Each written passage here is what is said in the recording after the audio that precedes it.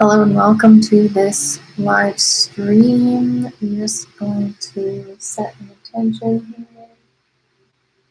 Setting the intention for us to fully land into the space, to be fully present, to be willing to be open to the messages that come through. My name is Nikki. I'm here with Empower You and this YouTube channel, and today I felt inspired to share with you a little bit about the astrology that we are currently in, a few things that are coming up for us within this week, and of course explaining solar eclipses and the new moon that we're in today. So the solar eclipse itself represents cyclic renewal. It gives us a refreshing burst of energy and initiative, but it also brings emotional balance, not irrationally emotional and not too cold and calculating.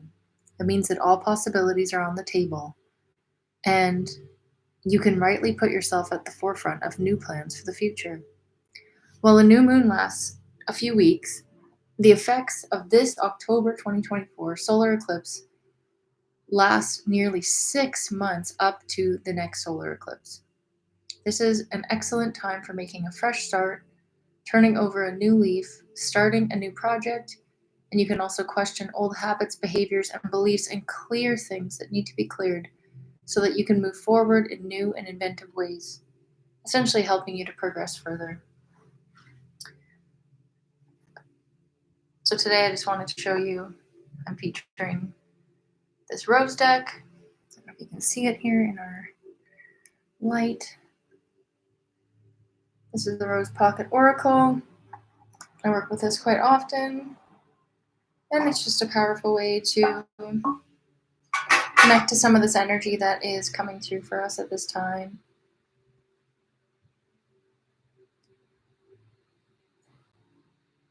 And of course, we have a new moon conjunct Mercury right now, which is all sorts of interesting energy around our mental clarity, our mental alertness. Some of us might be feeling extremely tired. We might be curious about why we are so tired. There's a lot of depth within this, and I'd love to see what the cards tell us as well.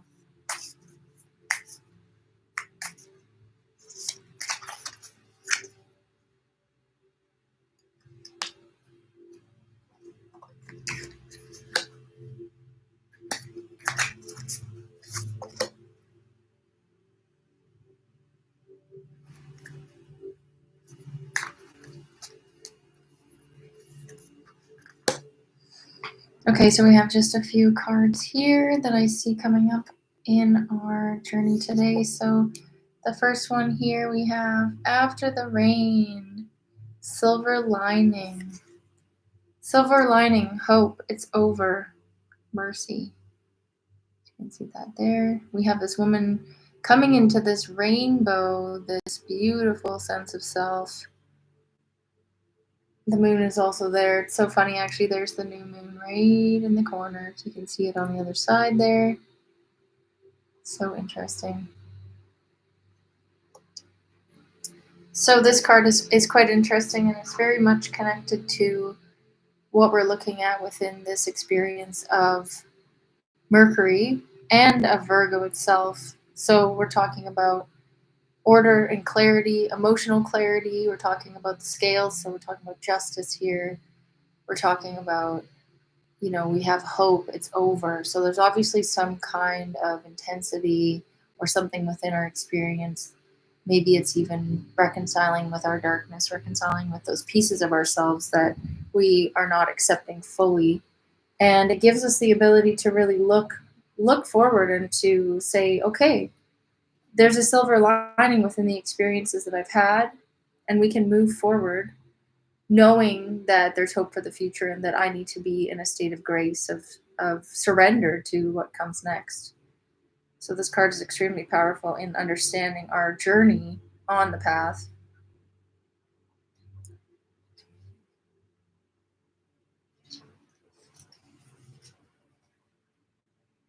So this card tells us that there's something extremely special and sacred about the moment of rain. After it stops raining, it's almost as if the atmosphere itself and all of the releasing of the earth, of the clouds, of the planet has happened.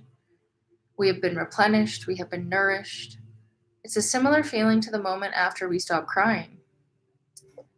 So if there's something here around releasing emotions, restriction, or feeling terrified to show our emotional side, to let go, to release, now is the time to have grace, to be merciful on yourself.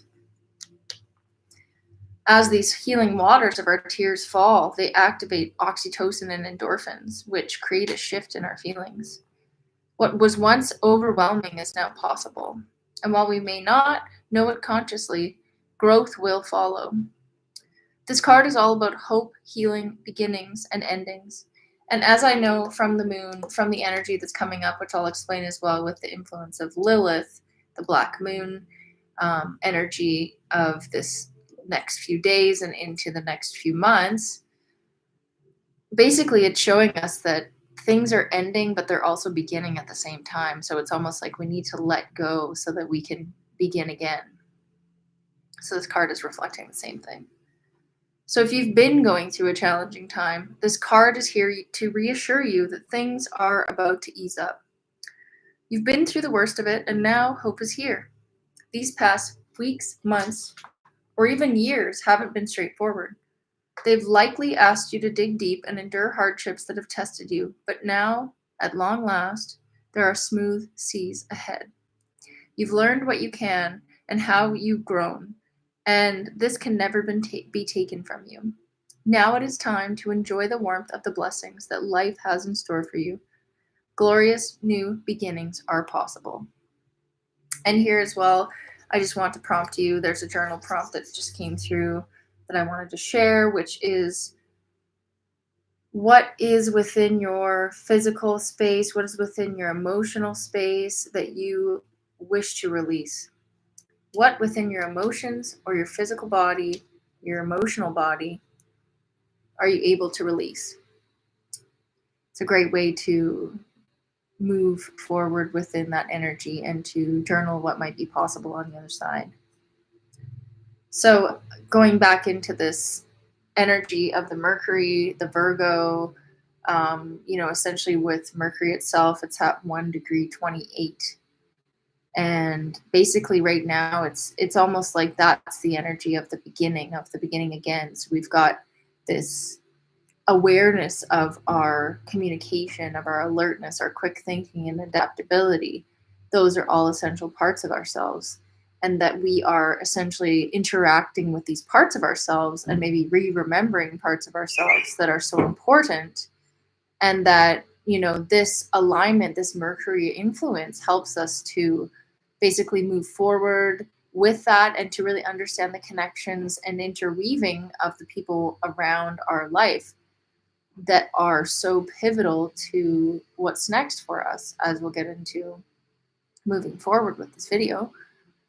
Essentially here, because we're in a solar eclipse that's conjuncting Mercury, it's really giving this suggestion of, understanding new information and really getting those downloads, getting those aha moments, and understanding that this might be the time where we see these sort of political, religious, or cultural leaders that are truly speaking messages and words of change. And there may be people in your own life and people within your own circles that are fully present within this, that are here to give you a message as well. So listen up to those messages, and also remember that there's this clearing of a more hurried or rushed pace of life, and that although things are happening so quickly and in real time, that we need to process and critically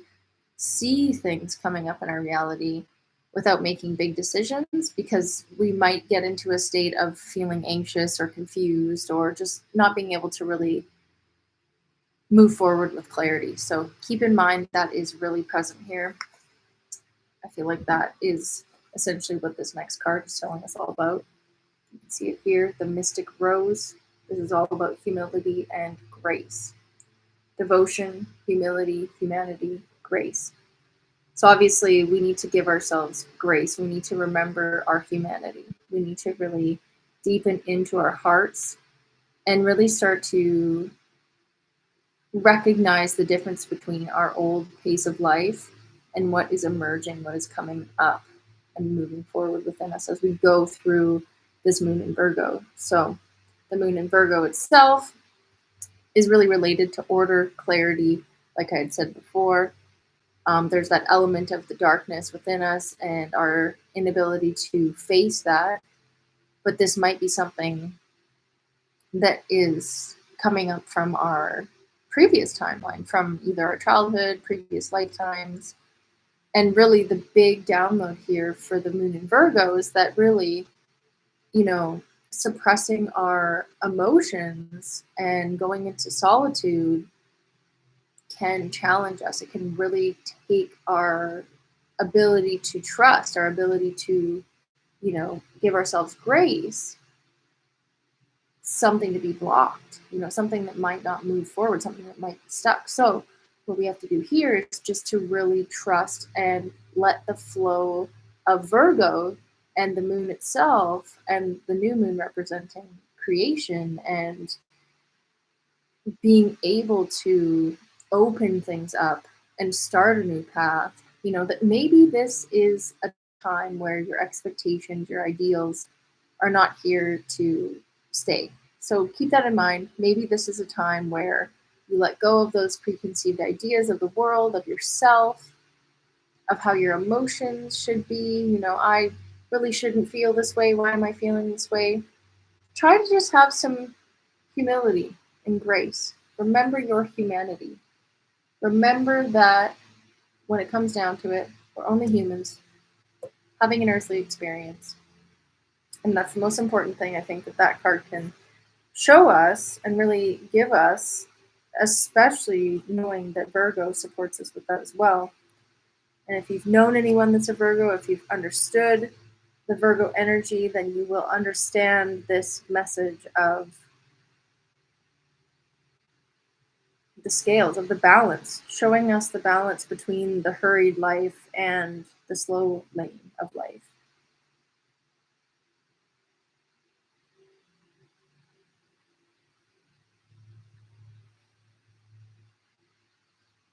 If you have any questions, any comments, if you're tuning in on the replay, we'd love to hear from you in the comments. Thank you so much for being here so far. If you wanted to support this channel, we've got a Patreon on the homepage. Things are blooming and beginning, of course, but I would love to continue supporting you guys here. So I just want to tell you a bit more about the Mystic Rose. So, of course, this card represents the Mother Mary, the innate power of the strength of the goddess, the mother energy, our ability to tune into the devotion and the strength and the wisdom of the goddess. Remembering that many temples and places of worship had things like rose windows in the west, which is the direction of the feminine, which dedicates that direction specifically to the feminine, to the mother, to the rose. And of course, this rose deck is really all about that. So this card is really teaching us about compassion, devotion, and grace. It encourages us to soften toward humanity and to endeavor to see the world and even those who have hurt us with understanding and an open heart. And deep humility. To see that we all carry hurt, we are wounded, but through the wounding, we are being invited to open our heart to our humanness, especially during times when you most want to close.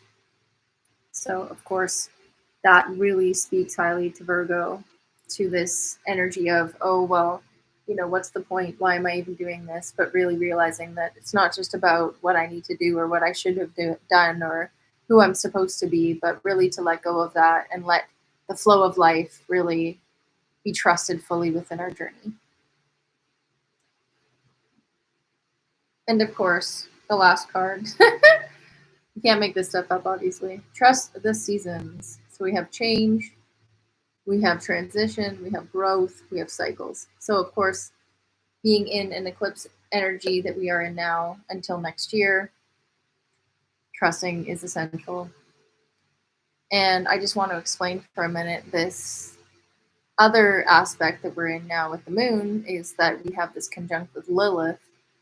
And Lilith is a very interesting energy. She's a powerful feminine energy. She helps to really, and this is a mythological thing, of course, take it for what it is, but Lilith in the astrological perspective was a strong, independent woman, much like Mother Mary and many other women of our historical and spiritual times. She sought equality and not control, and really rebelled against subservience. So she wasn't really believing much in, all of these hierarchies of, people are better than others and whatnot. So, of course, she had this battle between the patriarchy because they thought she was a demon, but she was a priestess, she had magic, and she was a counterpart to Chiron, which I'll explain in another video. But Chiron essentially is the wounded healer, and they had a lot of interesting interactions in the astrological mythology. And of course, Lilith herself in Christian astrology represents Mary Magdalene. So like I said, there's this connection here. Not to say necessarily that is who it is, but as according to sort of this astrological history, that is connected to Mary Magdalene. So basically what's come up for October and what's really strong right now is this element of the feminine wounding and healing, the primal and instinctual feminine energy, feeling marginalized, and the shadow side of our subconscious and our darker desires keeping us hidden because we are trying to avoid criticism and rejection. So that comes in again around that first card. You feel that you are blocked off from being who you really are, from your authenticity. Obviously we have that ability to look into that around the actual solar eclipses themselves, and as well around Virgo really showing that to us in full contrast. So that is really, really interesting. Something else to note here within this, which I'll share a little bit briefly here as well. I'm just going to see if I can take a look here with the cards as well. But really in this experience, really coming into honoring your darkness, honoring that depth of self, honoring that part of yourself that feels unable to be expressed. Because Lilith, her story essentially is that she was in the Garden of Eden and she was sort of a seductress. She was someone who was willing to eat the forbidden fruit. And so there's this element of sort of the darkness of our experience, like Kundalini, like tantric ideas, some of these sort of ideas of disobedience, nonconformism, persecution, disempowerment, bullying, alienation. So Lilith really shows us these shadow sides, but it's really important to understand the contrast and to see that within, let's say, for example, being in a state of conformism, like if the opposite of is nonconformism, well, how can we come into balance with Libra and be really powerfully ourselves, like really find ourselves within the contrast of both. So we want to find the balance. That is what the influence between Lilith and Libra is for this moon cycle. And as well, sort of coming into a space of utilizing strong energies, strong emotions like anger, frustration, sadness, to lift us into states of untapped power and the acceptance of our pain, the acceptance of our suffering as being our strength, rather than feeling like we're victims or feeling like this is all happening and we are not any part of the experience. This is 100% us choosing the path. And really to ignore this can be quite unhealthy and destructive. So keep in mind that this eclipse brings the opportunity for us to really acknowledge Lilith and really understand our path to liberation, healing, and spiritual growth. So, what I can really recommend here, which I think that comes through with all three of these cards, is this element of surrender, of humility, of basically honoring the change, honoring the transitions, honoring the growth. And if you need time to yourself to meditate, to be present with what's coming up, then please take the time you need. It's so important to take the time that we need for these things. And myself included, I've been doing that quite a bit the last few days to prepare, and then of course to, provide this transmission for you through the cards and everything. So I really hope that this is serving you in a powerful way, and that this can essentially serve you moving forward. It's powerful stuff. We're here to clear and move through powerful things. So I'm really glad you're on the journey here. And this is the last card that is on the table today. Trusting the seasons, change, transition, growth, and cycles.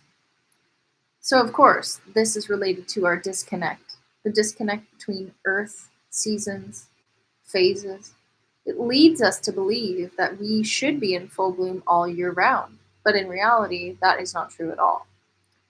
So this card really reminds us that when we focus on the never-ending bloom, we forget the importance of all phases of life. So as Lilith is reminding us, and this card is also reminding us, we need to see that ever-changing aspect of our experience. It's not just about the sunshine. It's not just about the rainbows. It's about all parts of our experience.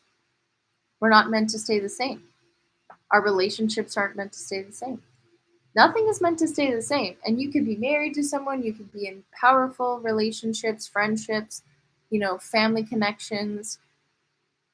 If we're not dynamically changing and shifting and evolving, then we're sort of dishonoring the process of our experience. So of course, the seasons teach us that. Night and day teaches us that. The sun and the moon teaches us that. Birth and death teaches us this as well.